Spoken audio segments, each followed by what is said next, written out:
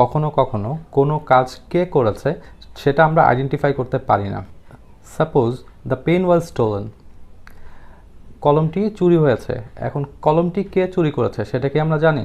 সেটা কিন্তু আমরা জানি না। অর্থাৎ যখন কি না কাজটি কে করেছে সেটা আইডেন্টিফাই করতে পারবো না, তখন সে সেন্টেন্সটি প্যাসিভ ভয়েস হবে। নাম্বার 2, কখনো কখনো কথা বলার সময় আমরা কাউকে ব্লেম করে কথা বলি না বা চার্জ করে কথা বলি না। Suppose the mail wasn't sent yesterday, মেইলটি গতকাল পাঠানো হয়নি।